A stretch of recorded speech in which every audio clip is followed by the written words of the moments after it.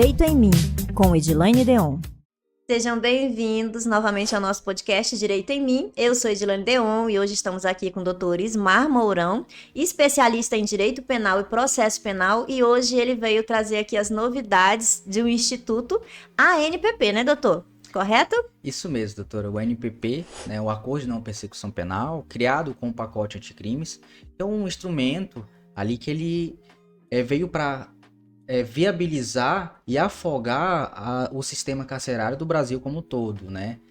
Já que já foi reconhecido a inconstitucionalidade por conta do sistema carcerário. Então, o pacote anticrime preveu esse mecanismo para fazer um acordo, realizar um acordo entre as partes, né, o réu, o Ministério Público, para que ele consiga que o processo não siga e ele consiga ali não estar encarcerado. É uma segunda chance? Uma segunda chance.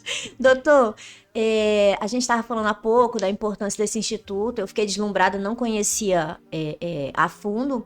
Ele veio para qualquer tipo de crime? Não. Não? Ele tem alguns requisitos, né, para ser celebrado o ANPP, e um deles é não ter um crime com violência, grave ameaça, tem que ter uma pena ali máxima até 5 anos, bons antecedentes. Essa pena máxima até 5 anos é porque o Instituto, ele prevê esse tempo de 5 anos, como se fosse ali uma observância ali? Isso, eles fizeram essa dosimetria e tentaram colocar esse mecanismo.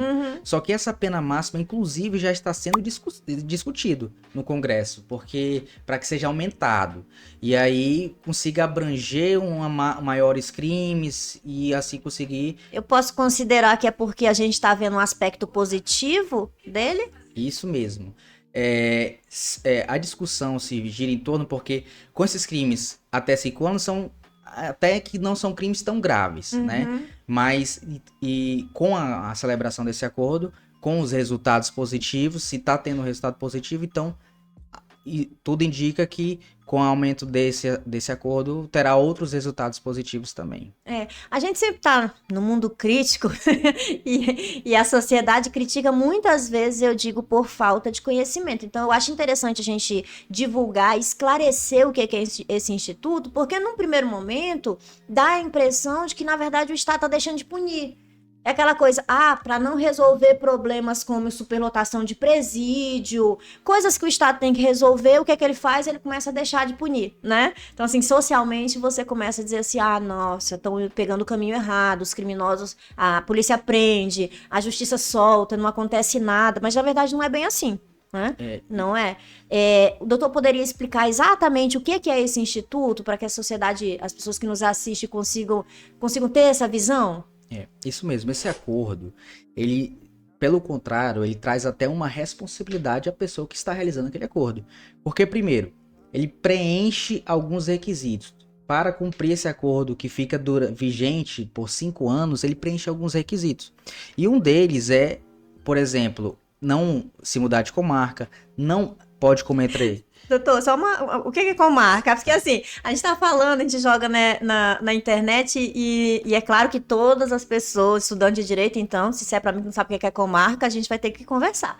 Mas, assim, a sociedade em geral, né? Ele não poderia o quê? Mudar de cidade? Ele não pode mudar de cidade, às vezes, depende muito do acordo, porque já vi acordos que eu celebrei que estava específico a cidade e estava específico a comarca. Então, até nisso, o advogado que vai celebrar o acordo, ele tem que ser bem específico. Por exemplo, um cliente, ele viajava, né, para outra cidade, mas não mudava a comarca, porque a comarca abrangia mais de uma cidade. Então, o dele ficou por comarca, mas geralmente os acordos podem ficar por cidade. Então, esse pode ser um dos requisitos ali para que a pessoa venha cumprir. Como, por exemplo, também a proibição de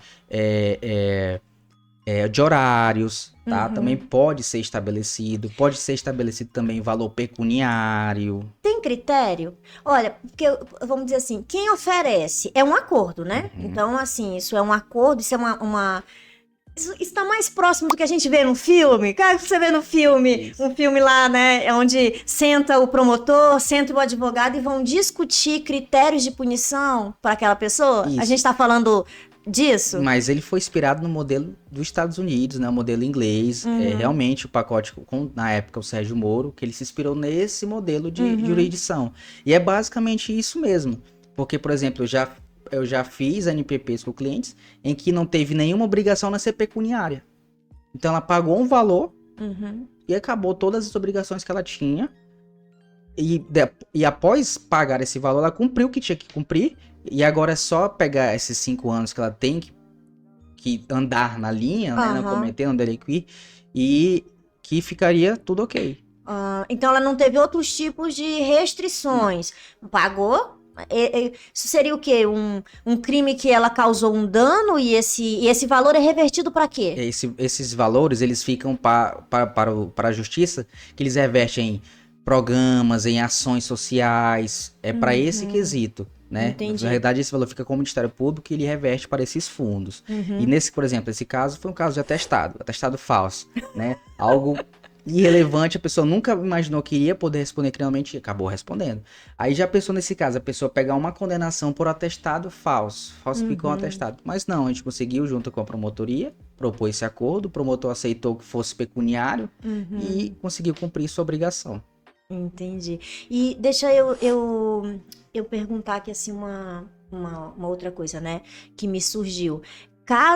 Porque assim, ela pagou, mas ela ainda ficou com os 5 anos, né? Sendo acompanhada, vamos dizer assim, olha, você não pode cometer, não é que não deveria cometer nunca mais na vida, né? Mas digamos assim, qual é essa diferença dos 5 anos? Tá. O que acontece se ela cometer outro crime em 5 anos? Se ela cometeu outro crime e ela cumpriu as obrigações do NPP, então ela não vai mais responder por aquele fato que ela respondeu. Só pelo fato novo. Pelo fato novo, mas aí esse fato novo ela não vai mais poder propor nenhum NPP por nenhum crime. Por mais que ela cometa o mesmo crime idêntico, ela É um instituto único, eu só posso usar uma vez na vida. Não, a cadência dele é 5 anos.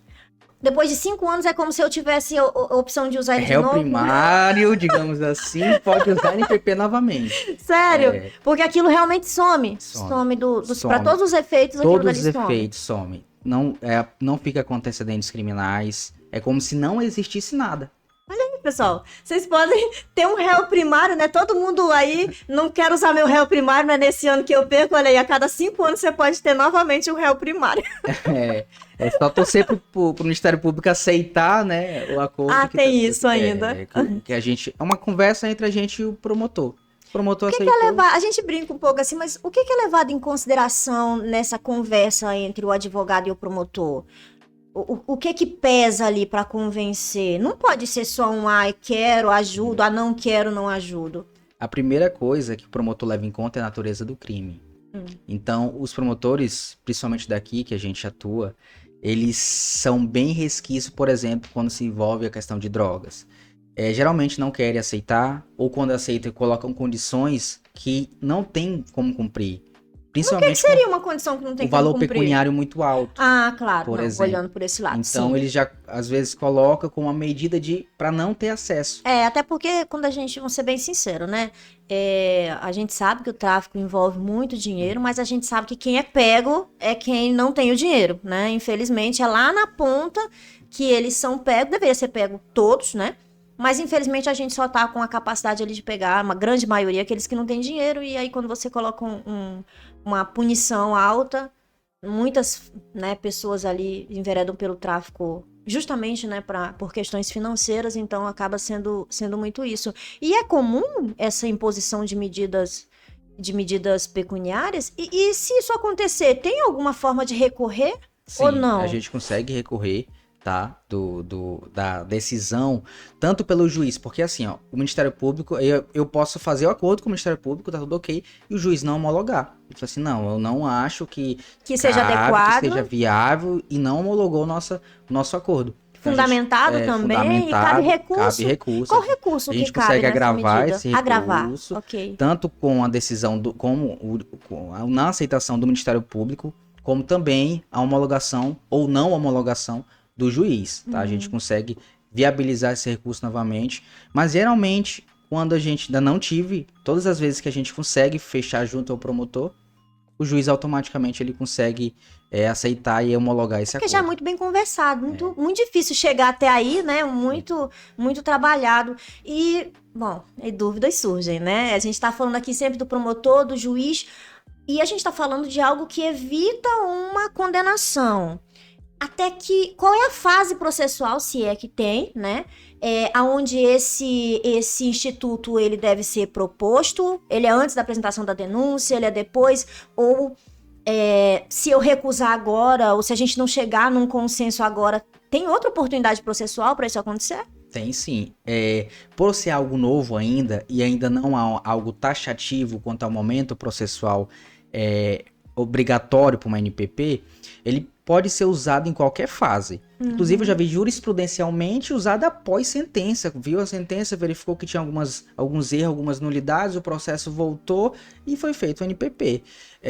Pode ser oferecido após uma denúncia, pode ser oferecido já junto com a denúncia. Então, por exemplo, muitos casos que quando eu pego no começo, eu gosto muito de trabalhar assim, não foi oferecida denúncia ainda. É uma boa oportunidade para o advogado comparecer junto ao Ministério Público e propor esse acordo junto com a denúncia. Essa é aquela hora de você mostrar quem o seu cliente é? Né? Pode, é aquela hora que vai mostrar, olha, é uma boa pessoa socialmente, é um pai de família, ou é uma pessoa que trabalha, é uma pessoa que, né? Não, seria esse momento? Esse momento, por exemplo, embriaguez ao volante, né? Que é algo índice aqui em Roraima muito grande. Então... Não, sério. Nunca vi uma pessoa aqui em Roraima beber e dirigir.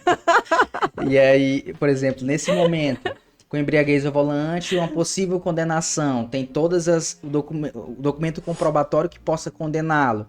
Ele pode junto ao promotor, informar, conversa, fala que foi uma vez ali, e o promotor, não, tá bom, vamos oferecer uma NPP, eu acho que preenche os requisitos. E aí, é um instituto novo. 2019? Final de 2019? Isso. Então ele nem conta com 2019. Ele começou a ser aplicado o quê? 2020? 2020, né? Entre entrar, as pessoas entenderem o que é, até o momento da conversa, aquilo dali ser aplicado, vamos colocar 2020. Nós estamos em 2024, terminando. Se são 5 anos para o tempo do instituto, a gente pode dizer que no ano que vem o judiciário vai poder fazer um balanço? Seria perfeito. O judiciário a nível Roraima e o judiciário a nível Brasil. Entender quanto de resultado isso surtiu e trazer, né, como nós conversamos até anteriormente, para outras esferas, para outras searas, esse tipo de acordo. É do doutor advogado atuante na área, sabe do que está falando, tem acompanhado esse instituto, né, e aplicado. Nem todos os advogados estão aplicando, né? É um instituto novo, muita gente não sabe como é que vai se comportar, como é que até os clientes, né? As pessoas iriam se comportar, você fica um pouco receoso de trazer, porque ele envolve, né? Tem algumas consequências processuais, o doutor vai já explicar. Sabe alguma coisa a respeito de estar sendo feito esse balanço? É do seu conhecimento que tenha no judiciário alguma conversa a respeito de, olha, terminou aqui ano que vem, a gente vai olhar para trás, fazer uma estatística, algo assim? Bom, infelizmente ainda não sei, né? O que eu ainda tenho de conhecimento é de alguns advogados a nível Brasil que estão estudando e produzindo artigos sobre isso, mas a nível judiciário não temos nenhuma informação se tem um estudo, se tem alguma meta para fazer algum estudo relativo ao acordo de persecução penal. Mas é importante, né? Extremamente importante. Experiência própria, doutor. O senhor disse que é um instituto que o senhor se debruçou muito, que o senhor viu com bons olhos, que está, né, conseguindo implementar isso e evitar que pessoas, né, venham a ser condenadas, né, assim, punidas por conta disso. Como é que você avalia, já que a gente não tem essa perspectiva ainda a nível de judiciário, uma perspectiva pessoal de trabalho? A minha perspectiva pessoal, ela é totalmente otimista, até pelos resultados que nós tivemos no escritório. Então, assim, mais de 80%, né, tiveram resultados satisfatórios, em que o mais antigo, dá uns 2 anos e meio, quase 3 anos, não voltou a delinquir, cumpriu, o que foi 2 anos a questão do requisito que ele tinha que cumprir, cumpriu em menos de 2 anos até, e não voltou a delinquir, sentiu como é a justiça, né? E o crime dele foi até um crime, né, desse cliente que não era um crime tranquilo, que foi questão de drogas, já era algo mais visto com maus olhos ao judiciário, mas O mesmo senhor vê assim, isso como uma ressocialização? totalmente. Porque por mais que ele não ficou recluso, na verdade esse meu cliente ele ficou ainda recluso um tempo, até eu conseguir propor o NPP, mas por mais que ele ficou pouco tempo e não chegou a executar uma pena, parte da execução penal, mas ele sentiu o tamanho da justiça, o peso da justiça, e repensou e colocou de fato o maior intuito da ressocialização, que é fazer com que a pessoa voltada ao crime ou Não praticou um crime volte a não volte a praticar. delinquir. Exatamente. Então, Acho que acredito que seja o objetivo do processo penal, na verdade, é mostrar para a pessoa que aquilo é errado e que ela não deve voltar a praticar. Acredito que sim. A gente conversando há pouco, o doutor estava falando do instituto, quer dizer, ótimo, você vai lá, faz um acordo, mas tem consequências, né? Quais seriam essas consequências? Isso é um erro quando a gente acaba se empolgando com a NPP e todo cliente que chega já fala NPP, NPP, NPP, NPP. Mas tem que analisar o caso concreto e analisar as consequências que ele traz. Que, por exemplo, um dos requisitos para ser aceito o NPP é o réu admitir que cometeu a Se infração. declarar culpado. Se declarar culpado. Então, Tiver muito isso no filme, né? em uma audiência gravada, ele chega e fala, eu fiz isso, era tanto, era meu. Pronto. E isso pode gerar obrigações civis também, né? Então, se em um caso de furto, por exemplo, que ele demanda algo de uma empresa, pega algo de uma empresa, furta algo, e ele depois se declara culpado do que fez, a empresa vai poder demandá-lo civilmente para estornar os valores que foram. Você não responde pelo crime com relação à pena, mas você responde civilmente ali para ressarcir o valor. Isso em outros casos também, né? Isso. Mas tudo que puder gerar de você, tiver uma vítima e essa vítima teve um prejuízo e ela puder cobrar, basta ela pegar ali o instituto, né, a sua assinatura ali aceitando, independente de ter sido provado, ela já pula todo o processo de prova. É uma admissão. Admissão. E explorando um pouquinho mais aqui, curiosidades jurídicas. Se eu sou um réu e eu confesso algo, depois eu volto atrás e digo, não, agora eu não admito não. Provem, né? E no instituto, qual é o peso disso? Eu posso depois, quando não cumprir, ok, o Estado tem a minha confissão, mas qual é o peso dessa confissão? Pronto. Eu também, na minha curiosidade, que já me bateu uma vez, eu fui pesquisar a jurisprudência quanto a isso. E eu achei salvo engano, foi em Minas Gerais, em que aconteceu justamente isso, celebrou o acordo, posterior a isso, ele voltou atrás, o réu voltou atrás, e não foi aceito judicialmente a sua retratação, porque ele não conseguiu comprovar nenhuma coação. No momento que foi celebrado entre ele e o promotor... Mas aí ele não conseguiu comprovar uma coação. Aí a gente estaria falando de um vício de consentimento. Né? E se eu disser depois, porque a gente tem os inocentes, né? O problema do processo penal são os inocentes. Raros, mas existem, vamos dizer assim. Mas, olha só, vamos colocar aqui um caso. Meu cliente é inocente. E aí a gente vai lá e formula um acordo para não persecução penal. Ele, eu não vou dizer que comete um outro crime, porque aí diz assim, não era inocente, tá vendo? Não, vamos dizer que ele se mudou de endereço e não informou, e descumpriu e tudo, não a questão só de praticar o crime, né? Mas ele tinha ali requisitos, como não se mudar de endereço sem informar o judiciário, se mudou, descumpriu,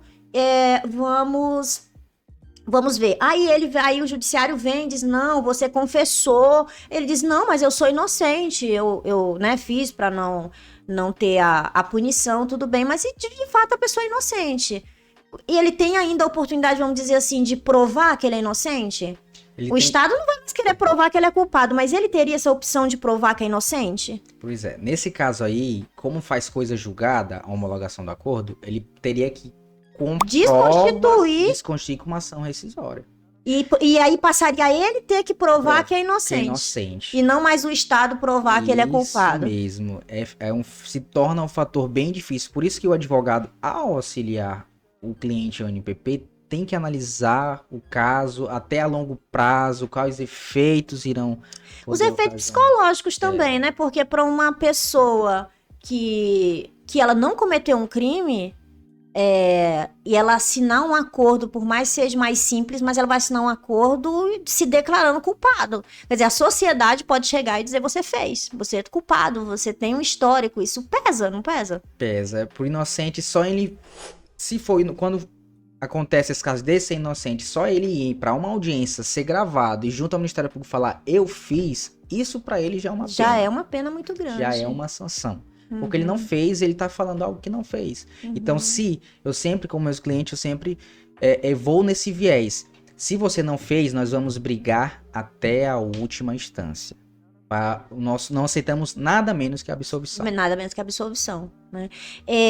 Esse é uma questão até ética, né? Do profissional, do ter essa conversa com o cliente. Em que momento, doutor? Aqui, dica para os nossos advogados. Em que momento o senhor, pela sua experiência, o senhor senta com o cliente e tem esse tipo de conversa, explica o instituto, as possibilidades e tenta entender com ele se vocês vão querer, se vocês vão pelo menos aceitar ou se vocês vão brigar por esse instituto? A primeira coisa que eu faço é analisar o inquérito policial. Né? Se eu verifiquei que há muito um conjunto probatório que possa prejudicar o meu cliente, eu sou bem claro, falo assim, olha, nós podemos conseguir solucionar esse processo de duas formas. Tem muito conjunto probatório, nós podemos desconstituir, descredibilizar todos esses conjuntos probatórios, ou nós podemos formular um instrumento. E aí eu vou explicando, é um NPP, você vai passar 5 anos, isso, aquilo, tal. Nesses dois viés, o que você acha que fica melhor para você? E geralmente, né, quando verifica que já tem um conjunto probatório bem pesado, aí eles definem melhor o NPP. Isso a partir do momento em que o processo chega com o promotor. Não. Antes de chegar com o promotor. Antes de chegar com o promotor. Quando veio até mim. Às vezes não tem nem denúncia. Não, porque às vezes a gente tá lá na delegacia, né? E o cliente e o fato, e aí? Ali já se analisa o que... No inquérito policial ali, já se analisa o que tá se conseguindo de provas ou alguma coisa? Se não foi um flagrante, o cliente chegou até mim sem ser um flagrante, aí eu analiso o que tem de inquérito, no inquérito policial e aí eu converso com ele sobre o NPP. Agora, se tá em uma questão de flagrante ainda, o que a gente pode produzir, isso geralmente só com o término do inquérito, que eu analiso se foi muito favorável ou desfavorável, que eu consigo trazer e conversar com o meu cliente numa segunda via do NPP. Apertou aqui, acho que a gente pode correr para cá ainda, que aqui a gente consegue resolver. Entendo. Doutor, dica para os nossos advogados. Vamos lá. Os colegas estão assistindo, a gente sabe que da importância, né? Um instituto novo, nem todos os advogados conhecem, né? Nem todos os advogados conseguiram ainda, na prática, aplicar. Por quê? Porque você também tem que ter o cliente apto a receber aquilo dali. Nem sempre você vai pegar um réu primário, né? E às vezes é difícil chegar ali alguém que esteja no perfil. Mas o colega se deparou com uma situação nesse sentido. Ele tá querendo se sentir mais seguro. Vamos lá, o que de fato você analisa para falar pro colega, dizer só, se isso daqui acontecer, é isso que você tem que analisar para oferecer ou não pro seu cliente. Tá. Eu vou contar como experiência própria também, quando eu comecei a usar esse instituto, era um medo da promotoria. Porque no meu primeira tentativa de NPP foi muito difícil, não consegui, o promotor foi rude ali, não vou conseguir, não vai ser dessa forma, vai ser condenado isso aí. E com esse mesmo promotor, após muita insistência, a gente conseguiu o NPP. Então, para você, advogado, não tenha medo de conversar com o promotor, de explicar e de vender o peixe do seu cliente ao promotor, porque é isso que faz a diferença. Porque você pode preencher todos os requisitos do NPP. Se o promotor não quiser homologar ali, fechar o acordo, você vai ter que trazer recursos, e aí às vezes o judiciário, que ainda é novo, esse instrumento pode entender que processo deve seguir. Não quer se envolver. Não quer se envolver, então isso pode prejudicar o seu cliente, por mais que ele tenha os requisitos. Então, não é só ter os requisitos, é também conversar e barganhar junto à promotoria para que consiga ser proposta esse acordo. Doutor, muito interessante, viu?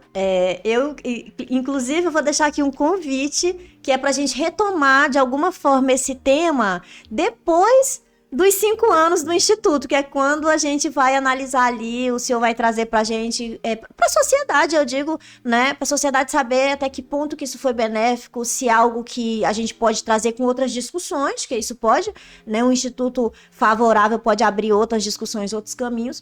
Mas aí eu vou contar com você aí para trazer esse balanço aí depois dos 5 anos, para a gente saber se deu certo ou não, né? A nível talvez até de uma avaliação aí, a nível de estadual, quem sabe, né? A gente consiga alguma informação com o TJ. Acho que é extremamente importante isso, viu?